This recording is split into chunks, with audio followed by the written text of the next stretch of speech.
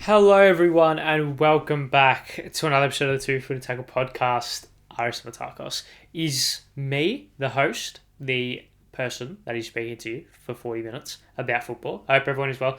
Hope everyone has enjoyed their week as the camera has just started out of focus, which is awesome. Oh, we're back. We're awesome. I really need to figure out how to get the autofocus to just focus on my face. I think maybe the fact that there's faces in the background doesn't help. It doesn't help, but you know what? It should be okay. It does go in and out, but look, I can't help that. But yeah, I hope everyone is well as I ramble, as I always do. Hope everyone is well. It's the 10th of March, 2:57 p.m. as our time of recording. Went to uni's back, works in full flow. We're well and surely in the swing of things for 2024. The Premier League season is coming towards its conclusion. The Champions League is coming towards its conclusion. FA.Cup, which is on the weekend. International football is around the corner. There's just so much. A-League finals are coming up. The A-League's kind of hitting its straps. It's a lot's going on. So we've got a fair bit to speak about, looking retrospectively, looking forward, if that makes sense. But yeah, hope everyone is well. Hope everyone has enjoyed their weekend. The AFL, the Australian rules football for the English viewers, has started. So the Calm Football Club is taking part of my life again, which is great. We went Thursday night to the first game in Melbourne. It was awesome. Carlton won. It was terrific. So that's what I spent my entire weekend doing. I did all the footy, I did all the soccer, I did all the FA Cup, I did everything. So yes, it was a sports-filled weekend, which, look, I'm not complaining, as this is technically work, in a sense. But yeah, like I said, hope everyone is well, hope everyone is enjoying whatever they're doing. If they enjoyed their day, if you're listening to this at night, I hope you have a great day if you're listening to this in the morning. I hope you are having a good day if you're listening to this in the afternoon. There you go. Before we kick things off and before we start going through what we are going through today, I implore you all to subscribe to the Two Footed Tackle podcast on YouTube, firstly.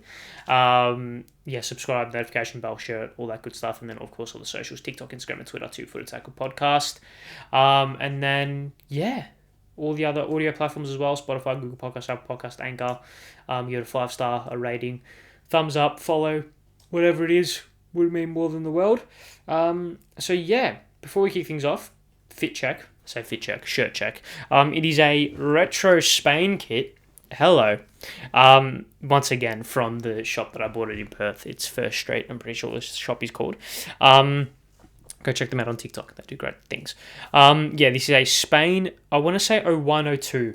Like early 2000s Spain top. So, your Raúls, your Fernando Hierros, these type of operators. Actually, when did Hierro? When was he kind of floating around? It's that kind of realm. Fernando Hierro, your Raúls, these kind of operators. Your early 2000s kind of shtick. So not quite the pinnacle like your late 2000s, early 2010s. Not that kind of 08 to 12 period, but a little bit before then. But still, it's a nice top. The red just shines through the yellow, the gold, the badge, the little texture bits here. I don't know, like for those who are watching, you can see what I'm describing. A little bit of like a pseudo collar as well, which I'm a fan of. The V-neck comes across the neck quite nicely. As you can tell, I'm a fucking nerd when it comes to retro football tops. I've got, my collection currently sits at about 40 odd, give or take. I say 40 odd, around 25 of them are actual football kits. And there's a wonderful website called Football Town, which do like football apparel kind of inspired of football kits. Some of those are in there as well, which are awesome. Maybe that's a new. Maybe I just do a podcast speaking about football shirts for ages. Maybe that's it. Maybe that's what this could become in the near future. Maybe next year. I don't know. We'll see.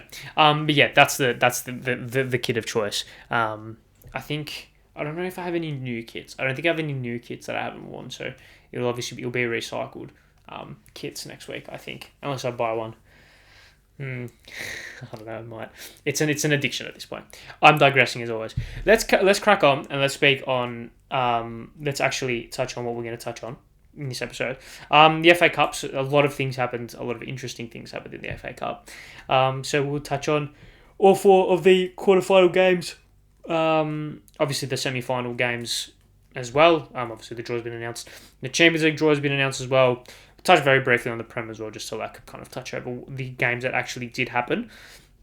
We'll touch on the A-League stuff that has happened midweek as well as over the weekend, and then the international break is happening. It's an international break over the next coming week, so that means that the Socceroos are playing, which means there's a squad announcement to dissect, to look at, and to involve ourselves in. So, without further ado, let's start things off. Let's go to the FA Cup. I was going to say early FA Cup games. By that I mean the chronological order. We'll touch on the FA Cup game. So the first game that happens, the first tie was I think the City game, wasn't it? If my memory serves, or was it the Coventry game? Or was it the Coventry game? Because I definitely do want to speak about that for sure. Because that was insane. It was the Coventry game. So Coventry beat Wolves 3-2 and are through to the semi-final of they're going to Wembley. Coventry are going to Wembley. It was Ellis Sims with a brace, for those who know, former Everton player. Wolves were at home. They played a relatively strong team. I don't necessarily think that... obviously, there's like some rotation in there, of course, but a side definitely strong enough to beat Coventry, who are floating around the playoff places in the championship. They currently sit 8th, but I'm pretty sure it's like pretty neck and neck in there. Yeah, they're only 4 points off 6th. So, but yeah, Wolves kind of had every right to win this game. Coventry were basically kind of hoping for pens and to try and like suffocate the game. And Wolves, obviously, Ellis Sims gives Coventry the lead. It gives Coventry the lead, and then 2 goals quickly in the 80th minute from Wolves, kind of thinking, all right, game over. And then in the 97th and 100th minute, 97th and 100th minute, Ellis Sims with the equaliser, and then Haji Wright with the winner. It's like it is the magic of the cup, right? And I know it's a very kind of stereotypical and a cliche term of the magic of the cup, blah blah blah blah, but it, like, Coventry are through to Coventry going to Wembley. Coventry are going to Wembley. Like, I know you can look at their run and say, okay, they had Maidstone and they had like Sheffield Wednesday, and like they've had relatively easy kind of draws, right? And even still, like, of all the teams that were in the tie, in the remaining kind of group, I should say, or in the remaining the group of teams that were left, if I can speak. City, Newcastle, Chelsea, Liverpool, United, obviously Leicester in the championship, but they're still a very good side. They probably got like one of the easier ones. But still, like, and if you look at the stats, I mean, it wasn't plucky. They had more shots. They created more big chances. They only had 6% less possession. They had more shots. I think they had more shots inside the box. They had far more, like, the quality of the chances was comparable, if not in favour of Coventry. Like, it was magical. Like, a really kind of magical game. And when you watch the game, you were kind of looking at it and you go, oh, Coventry had a chance. Even in the first half, you were like, okay, Coventry are definitely in this. And then it just kind of went. They got ahead. And even when they were behind, you always felt like that this is not over. And it's awesome. It's awesome. And like, I think I spoke last year about how like the magic of the cup was slowly dying. I feel like it almost needed like that jump start, that kind of like that shock to the system of like, oh no, the magic of the cup is still very much alive, and this is why, because it's just elite. It's just so good. So yeah, it's an awesome result for football. It's an awesome result for the FA Cup. They versus United. They versus United at Wembley. And look, I know we'll speak on United and their game against Liverpool soon, but if they're gonna upset any team, if they're gonna upset any team and make it to the FA Cup final, look, it can definitely happen. It can definitely happen. And like they are in the semi-finals of the FA Cup, so why can't it happen? Why can't they just got like all of a sudden just like flip the switch and play the game of their lives and make it to Wembley and make it to the FA Cup final. And once you're in the FA Cup final, mate, who knows what can happen. I love the prestige about the FA Cup. I love how I love looking back and listening to people obviously a little bit older than me and who were cognizant of the FA Cup when it was in its glory years, speaking about it, speaking about the prestige, speaking about how it's almost like a national event, like the FA Cup final is like a national event. I adore that kind of symbolism in a sense, and the connection that the country has with that tournament. So for Coventry to get this far, I think is great. I think it shows just how good the cup competition actually is, and I hope that this can like act as a little bit of a catalyst for everyone to start taking it a little bit more seriously, because I think I just love it. I just love the competition a lot. I like the tournament a lot. So yeah, Coventry. I mean, I don't know what this is going to mean for their kind of playoff kind of run and their kind of aspirations, because I think the FA Cup semi-final will fall before the season ends for them. And like I said, they're only 4 points off Norwich, who are in sixth. It's very very tight. It's very very tight in that kind of fifth to 11th kind of realm in the championship. So there's only about 2 spots up for grabs really. They've got a game in hand on both Norwich and West Brom, who are in fifth, who are 9 points ahead of them. So if they win that, 6 points, very very doable, very very doable, especially in a league as competitive as the championship. So it'll be interesting to see how that semi-final will potentially interrupt their campaign. Will it interrupt their should they make the FA Cup final? Will their last 3 games of the year all be at Wembley? If they make the playoff final, they win the playoff final, and then they go to Wembley and play. Or their last 2 games of the season will be at Wembley. Like, how sick is that? It's pretty cool. Like, it's pretty cool. So yeah, shout out Coventry. Hopefully they can fill their sort of Wembley to the brim. They should be able to, right?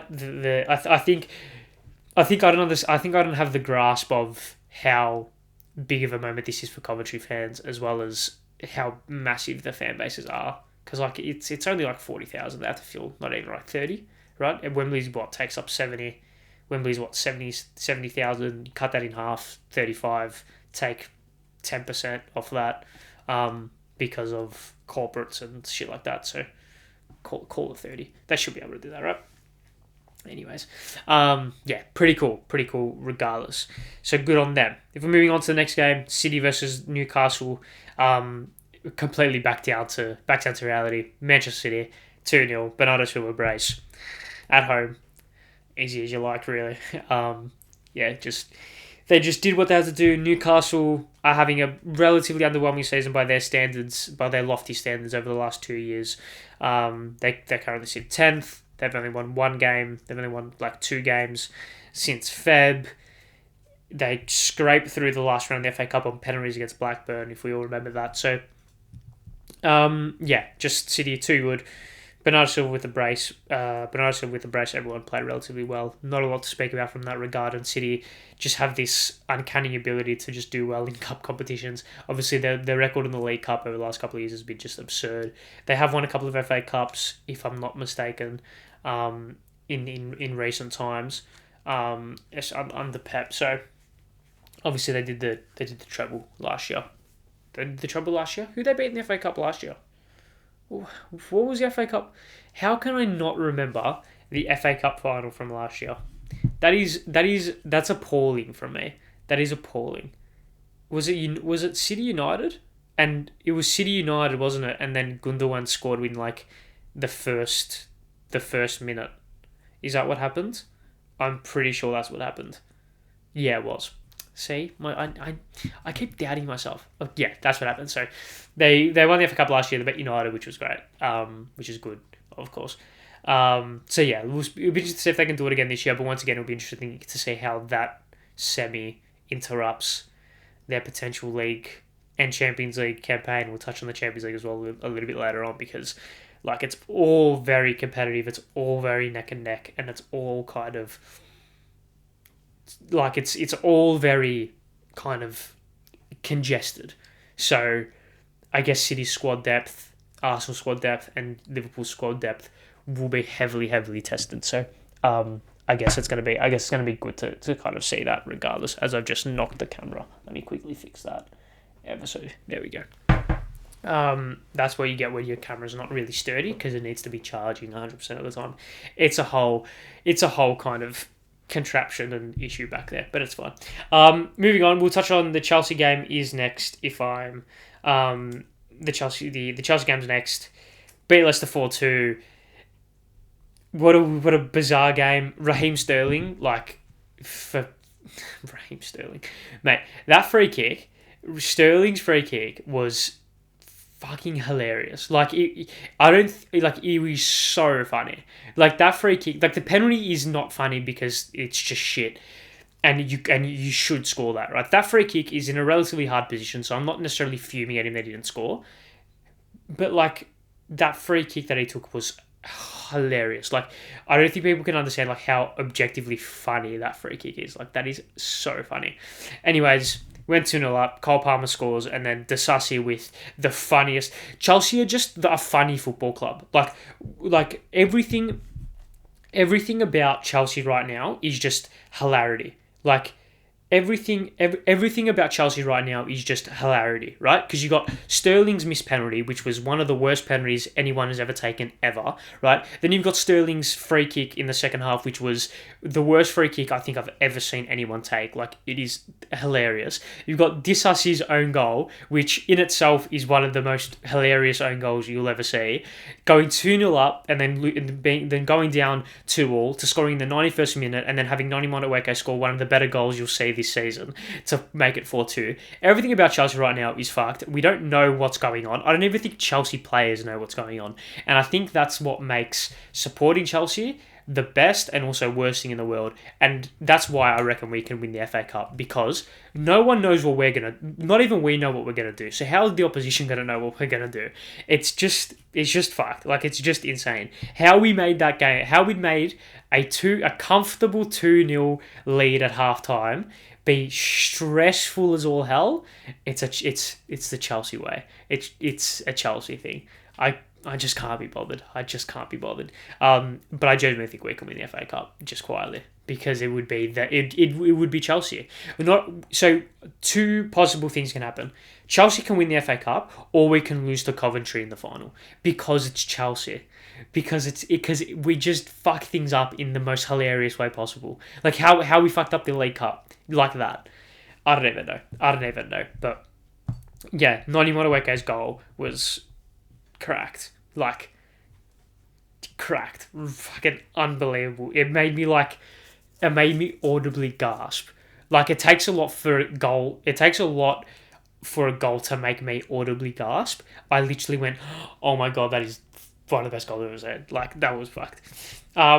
Anyways, so there's that. And then moving on to the game of the weekend, I think. Liverpool 3, Manchester United 4. Awesome. Pure football. Two hated rivals at one of the most, if not the most iconic ground in the country. FA Cup quarter-final, extra time, 120th minute winner. It's exactly what football is. Look, I don't like United. I like Liverpool probably a little bit more than I like United, but I can't. It's just perfect. It's just perfect. It just is. It just is perfect in so many ways. This is what I said last week. Sport can write Hollywood stories better than Hollywood can write Hollywood stories, and it's so many just so many storylines into one. A pure football game. I can't really say much more. I can't really say much more, ask for much more out of a football game than what we got in that United versus Liverpool game. 7 goals, extra time, 120th minute winner. Old Trafford absolutely bouncing. There were rough tackles, there was excitement, there was drama. FA Cup quarterfinal, it is everything everything fans want from a game, especially from a neutral perspective. Didn't really care who won, just wanted to watch some entertaining football, and we got that in spades. Like, it is the definition of a pure football game, because it almost felt like for that 90 minutes, all the money gets stripped away, all the commercialization gets stripped away, and it's just two of the most hated rivals in the country going at it for what turned out to be 120 minutes in the most prestigious cup competition in the world. It's awesome. Like, it is just awesome in every way. And if football can be like that more often, mate, I could speak about it for years and years and years and not get bored. It's awesome. Loved it so much. I can't complain. Just, yeah. The storylines of United taking the early lead, Liverpool coming back, the 80th minute equalisers from Anthony, and just seeing so many back and forths throughout the game, and then the eventual winner by Diallo, who ends up getting sent off because he took his top off in the celebration. Like, it's like, it's awesome. It's awesome. It's so good. And look, both teams kind of came in relatively full strength without being totally injuries ravaged. Obviously, Liverpool had to have some injury issues, but you can't really like say that kind of changed the game in any sense. Yeah, just awesome game of football, and it sets up a couple of games of football which could be even better, because Coventry now versus United, and then City versus Chelsea. United coming off that high. I know there's going to be a bunch of games in between, but like I said, if Coventry are going to upset any team, if Coventry are going to upset the apple cart in any possible way, United are going to give them a chance, because United just, I feel like if it's going to be any game, at Wembley, it's going to be that United game. It just is going to be that United game. And City and Chelsea have had some epic battles in the FA Cup in the past. Obviously Chelsea beat City in the FA Cup in 2020? I think it was 2021 maybe, when we beat Arsenal. I think it was. I can't remember. Which was obviously a big moment in that game, in that season, and in the kind of storyline of Chelsea that year. Chelsea and City have played some cup finals. That League Cup final a couple of years, it would have been 5 years ago now. Jeez, I remember watching that as well. 5 years ago, where Kepa refused to go off. A lot of drama around that at Wembley. So it'll be very, very interesting to see. I do think, realistically, it should be a Manchester Derby final. Obviously, a repeat of last year, which will be great for the neutral. Of course. As I really want to see a Coventry versus Chelsea final, because I think that will just be chaos. I think that will be chaos, like genuine chaos. Because Chelsea will crumble. Coventry will be up for the fight. Championship team versus Premier League juggernaut who are underperforming. That would be cool. From an aesthetic perspective, Chelsea versus United works. Red versus blue. Two very historic clubs. Chelsea do have history. Shut the fuck up. Two very historic clubs with passionate fan bases. Red versus blue, passionate fan bases, historic clubs, history in the FA Cup. Just that would be aesthetically pleasing as well. But yeah, if I had to put money on it, guns to my head, it would definitely be United versus City, unfortunately. And you know what? For my heart, I want that to happen as well, because I would happily, I would take losing the semi-final to City 2-0 than losing the final to United on pens. My heart can't take it. My heart simply cannot take it anymore, as this camera is being awful at focusing today. My apologies.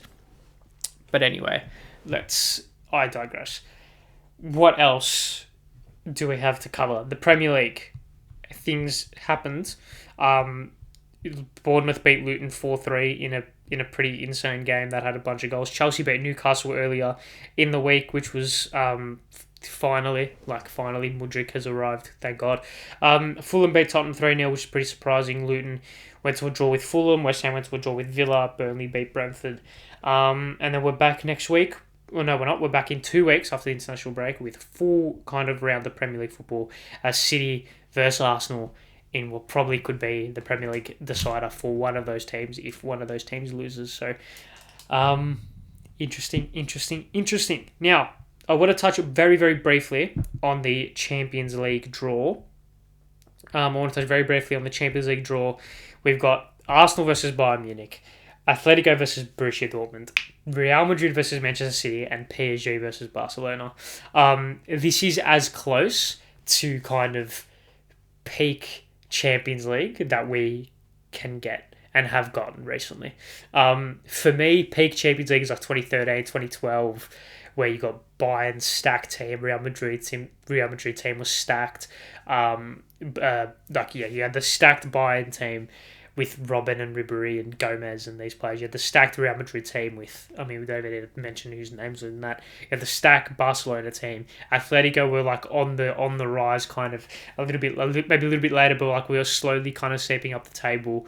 You had Dortmund who were always very good, and that had that pretty kind of stacked team. The Premier League had some great teams, like the City team during that period was pretty cool. Aguero, David Silva. You had Yaya Toure. Yeah, the Chelsea team was pretty good at that time. Arsenal were always there or thereabouts. So yeah, that for me, and then obviously like the Italian teams and PSG with Ibra and Lavezzi and Cavani and what a time. 2012, 2013, what a time. Anyways, like the Napoli team as well with like Cavani like before then as well, like unreal. Anyways, I'm digressing. Arsenal versus Bayern is hilarious.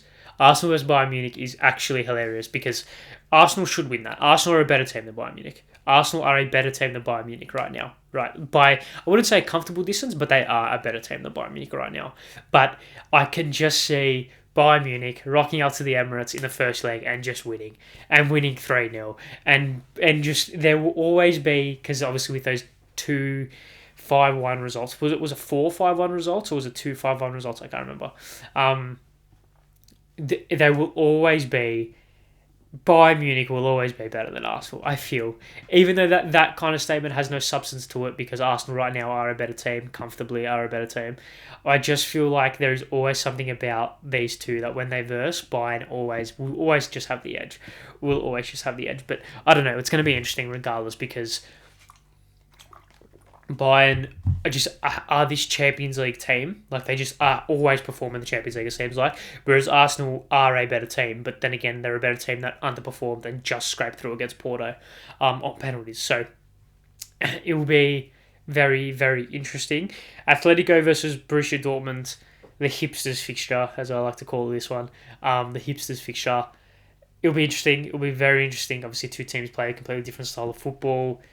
Atletico Madrid have had an interesting history in the Champions League, so have Dortmund in fairness as well. So I guess we'll just have to kind of sit here and I think that game's probably going to be, that game has the potential to give kind of game of the round energy, like tie of the round. Like I can definitely see a 3-3 and like a 2-2, but in the same vein I can see a 1-0 and a 0-0. Like that's going to be very interesting in how that tie develops. If I had to say, how are both teams performing? I think I have a pretty good idea, but I just want to clarify. So Dortmund are fourth. They've won their last 4 games. They've versed Bayern in 2 weeks, which will be interesting.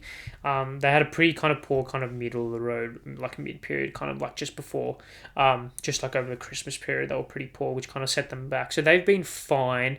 Atletico have been average as well. Like they've kind of just been floating thereabouts. They can only sit 5th. I'll go Atletico on pens. I just Simeone. It's a Simeone factor. It just is the Simeone factor. Like it's the intangible, right? It's the intangible that just gives them. It's the intangible factor that just gives them that edge. I think. So we'll go with that. Real Madrid versus Man City. Awesome game. Real Madrid have only lost 1 game in the league the whole season. City, obviously, we all know their record. Coming off the back of the Champions League win, the two kind of back-to-back winners of the Champions League in the quarterfinals. It'll be interesting to see how Pep kind of addresses the false nine runs and the runs from deep that Jude Bellingham provides, how Rodrigo and Vinny kind of drop out wide. That midfield is a joke. Like, that midfield is a joke. Like, I don't know if they played that exact midfield on the weekend when they beat Osasuna. Let me quickly check. That midfield. But like, no, so okay, it was slightly rotated. They had Camavinga sitting with Cruz and Valverde on the side, Diaz playing in that Bellingham role. But like, I think that's purely out of injury issues rather than kind of choice. I mean, when you look at that midfield fully fit, Bellingham, Camavinga, Tchouaméni, Valverde, Cruz, Modric, it's not fair, man. It's not fair. Like, that is cracked how good that midfield is. Like, it fucked. But then again, City's midfield as well is pretty good, and City probably have a bit more of a cohesive structure. Is that harsh to say? Maybe not harsh to say, but City's probably a little bit more intricate and complex with the way that they play the game. So maybe that can either work one of two ways, right? That can just prove to be too much for maybe a slightly more simple Real Madrid tactic, or the simplicity and the kind of straightforwardness of that Real Madrid tactic can just work.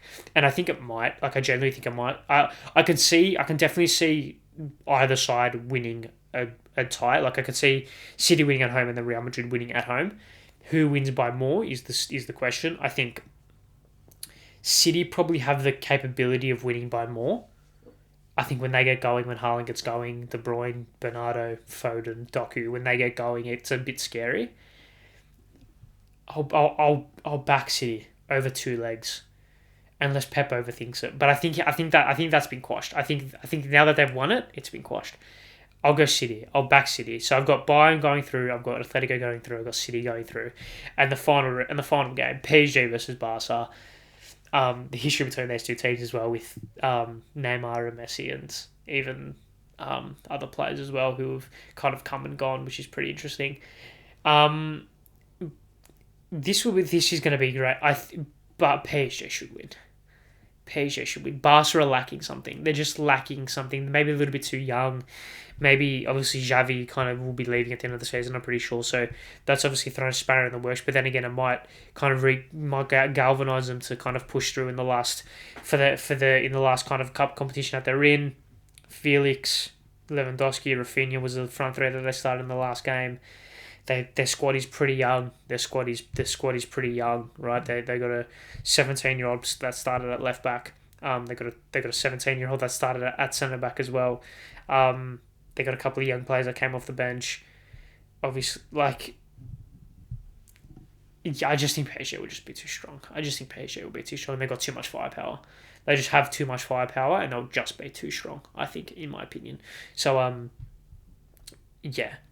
Bayern, Atletico, Real Madrid. No, Bayern, Atletico, City, Barca. So, one from, yeah, and then I don't know what that means for the. Does that mean a City Barca, Atletico, Bayern? If it does, that's pretty cool. That's that's awesome. I love that. So yeah, that is all for Champions League coverage. We are, I want to say, running out of time, but I don't want to make this podcast longer than what it needs to be. So we'll just do a quick brief wrap up of the A-League. I want to take your minds back to last Tuesday. Mark Rudan not rocking up to a press conference after losing 7-0 is fucking hilarious. Like, I don't think people get how just egregiously funny that is. Like, I don't think people get how like, so funny. So funny. I love it with all my heart. Because John Paul Demarini is just there, not knowing what to say, not knowing how to back it up, not knowing how to, like, kind of cover it up. He's being asked, where the fuck is Mark Rudan? And he's like, I'm here, ask me questions. I love it. They couldn't even be bothered to prepare a cliche term, be like, Marco's doing this. It was just like, I'm here, ask me questions. It's great. It's awesome. It's drama. It's theatre. He'll get the sack very soon, I think. I think the Sydney Derby's probably got the writing on the wall for him if they don't show up in that Sydney Derby that is coming up. I think relatively soon, on the 13th of April, so in a month's time. then that could be the writing on the wall, because things aren't looking good. Things aren't looking good. I know they beat Perth, but like Perth aren't exactly crash hard right now. So they're slowly slipping towards the bottom end of the table, which is quite funny. But yeah, hilarious. Other A-League things that happened, of course. MacArthur won, Wellington won, Victory drew 2-2, and they scheduled the game on a Thursday night when 90,000 people are across the road watching the footy. Dumb.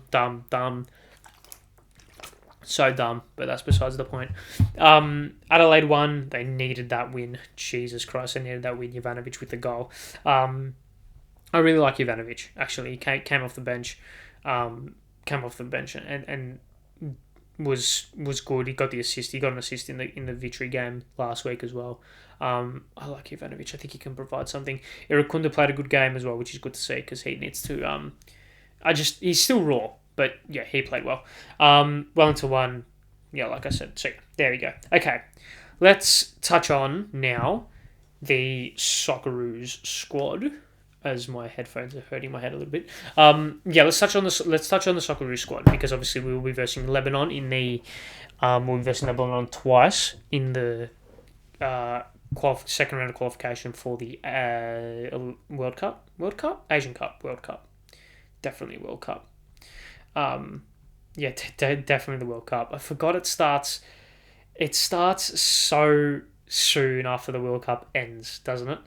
I say that it's been over a year, which is pretty interesting. But look, Australia should, regardless of the results, should be fine. I would be fucking shocked if we lost to Lebanon twice. I would be so surprised. We should win both these games against Lebanon comfortably. Palestine and Bangladesh shouldn't provide any scares either. So I think this is a great way to experiment with the squad, and I haven't checked which scene the squad is on. Is it on this scene? It is on this scene. Great. This is the squad. Obviously, for the 2 games against Lebanon. Ryan, Gauchi, Glover in goal. Defenders Suter, Deng, Rouse, Burgess, Atkinson, Miller, Jones, and Boss. Midfields Hrustic, Bacchus, McGree, Metcalf, Yazbek, and Irvine. And the forwards Silvera, Borello, Yenji, Iredale, Fornaroli, Duke, Taylor, Goodwin. Okay, first things first, this squad is actually probably better than the squad that we took to the Asian Cup. So explain that one, Graham. Explain that. So this squad's probably better. The squad, regardless of the starting 11 we play, should be good enough to beat Lebanon twice without even stressing, right? Now,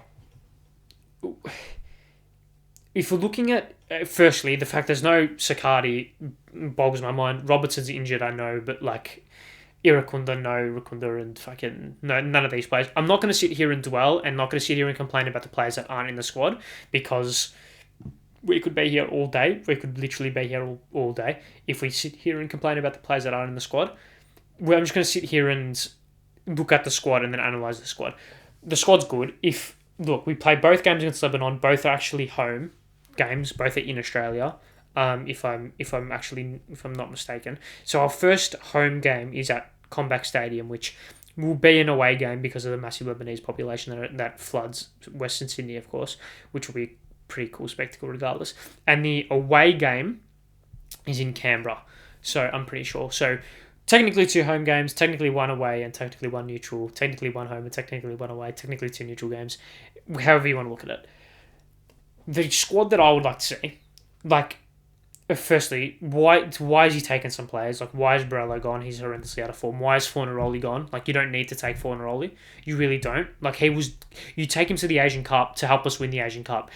Fornaroli is not going to the World Cup, so why are you taking him for World Cup qualification? I don't know. Like, we don't need him to beat Lebanon. We don't.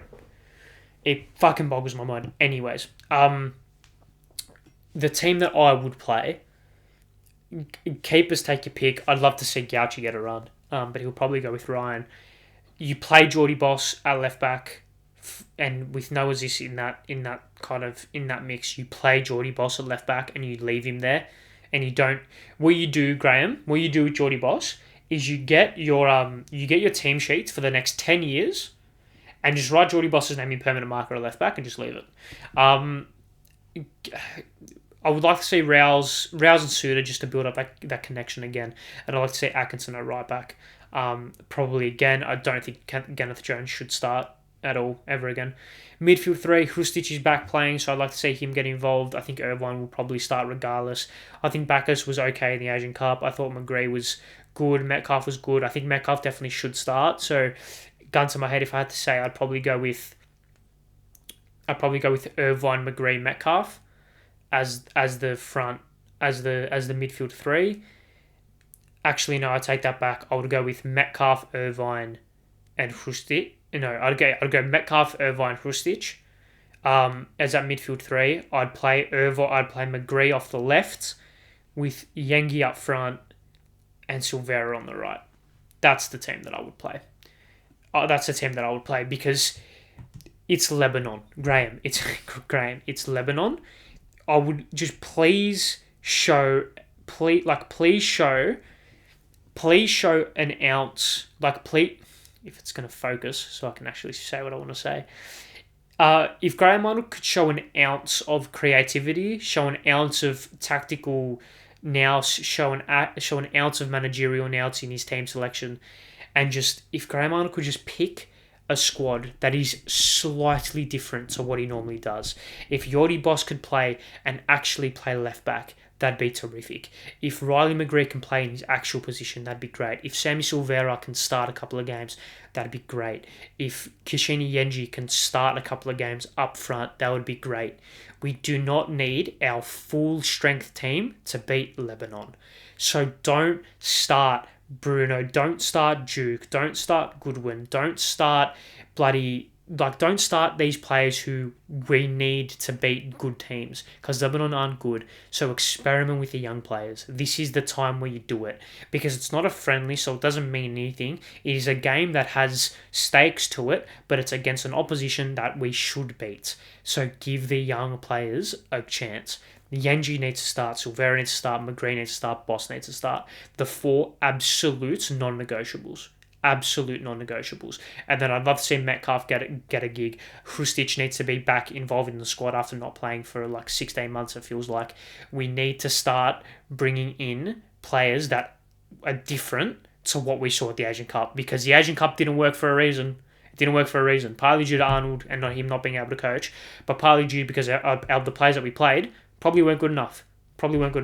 So we need new players. We need fresh blood, right? For God's sake. And players who can actually play football. That'd be good. Jesus Christ. Let's bring it up again. If I see Duke or Taggart starting, or Goodwin starting, or Kenneth Jones starting, or I can't do it, man. I can't do it. Barella shouldn't start either. Irvine, I love Irvine, but he shouldn't start. Give some of these kids a go. I say kids, like McGree's not a kid. Hrustic is definitely not a kid, but fresh players, different players with just something different would be great. I don't know what he's doing. Hopefully it's something that has fucking substance to it, for God's sake. All right, I'm going to end this because this podcast is going to go for too long if I ramble otherwise. Okay, thank you all very much for watching another episode of the Two-Footed Tackle podcast. I've been your host, Ari Stamatakos. Thank you very much for sticking around if you have. If this is your first episode, make sure you subscribe. I hope I entertained you for 44 minutes, so you can stick around. If this is your 100th, thank you for tuning in once again. Stay well, stay safe. See you guys next week. Goodbye.